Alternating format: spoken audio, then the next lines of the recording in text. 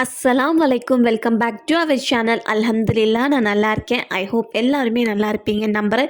இன்றைக்கி நம்ம சூப்பரான சிக்கன் குழம்பு தாங்க பார்க்க போகிறோம். ரொம்ப ரொம்ப டேஸ்டியாக இருக்கும். ரொம்பவே சிம்பிள், சீக்கிரம் செஞ்சிடலாம். இப்போ வாங்க நம்ம வீடியோக்குள்ளே போகலாம்.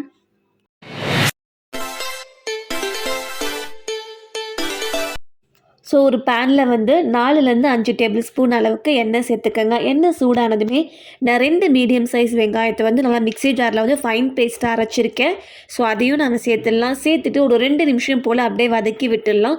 வதக்கி விட்டுட்டு தேவையான அளவு, குழம்புக்கு தேவையான அளவு உப்பையும் சேர்த்துட்டு 2 டேபிள் ஸ்பூன் அளவுக்கு இஞ்சி பூண்டு பேஸ்ட்டையும் சேர்த்துட்டு ஒரு 2லேருந்து 3 நிமிஷம் அளவுக்கு நல்லா வதக்கி விட்டுடலாம்.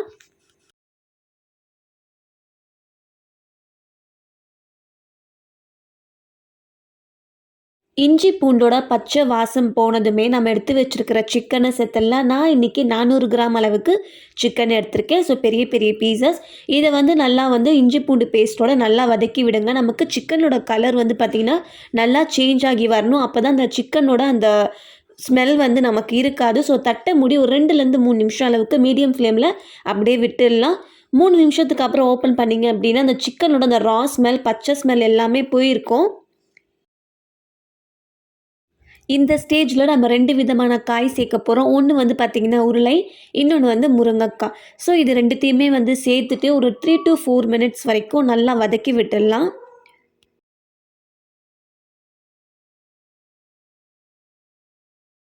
நல்லா வதக்கி விட்டதுமே நம்ம மசாலா சேர்க்க ஆரம்பிச்சிடலாம். 1/4 ஸ்பூன் அளவுக்கு மஞ்சள் தூள், காரத்திற்கு ஏற்ப மிளகாய்த்தூள், 2 ஸ்பூன் அளவுக்கு மல்லித்தூள் சேர்த்துக்கோங்க. கலருக்காக நான் 1 ஸ்பூன் அளவுக்கு காஷ்மீரி மிளகாய்த்தூள் சேர்த்துக்கிறேன். சேர்த்துட்டு இந்த மசாலாவை வந்து பார்த்திங்கன்னா நல்லா வந்து சிக்கன், அந்த உருளை, அந்த முருங்கையோடு வந்து பார்த்திங்கன்னா நல்லா கோட் ஆகணும்.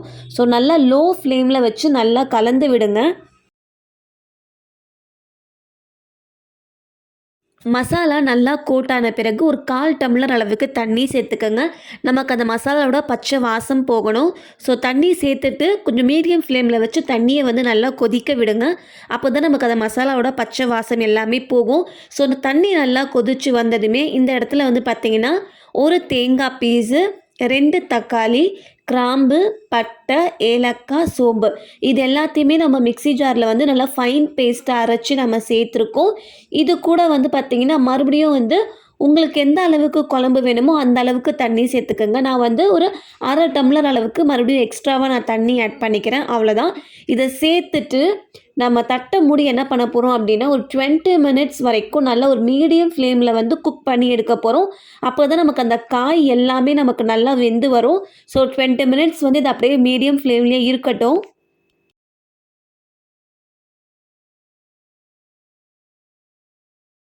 20 மினிட்ஸ் கிட்ட ஆயிடுச்சுங்க. எனக்கு அந்த காயெலாம் வந்து பார்த்திங்கன்னா சூப்பராகவே வெந்து வந்திருக்கு. இந்த ஸ்டேஜில் லாஸ்ட்டாக 1 ஸ்பூன் அளவுக்கு சிக்கன் மசாலா சேர்த்துக்கங்க. சிக்கன் மசாலா சேர்க்கும்போது டேஸ்ட்டு, ஃப்ளேவர் எல்லாமே சூப்பராக இருக்கும்.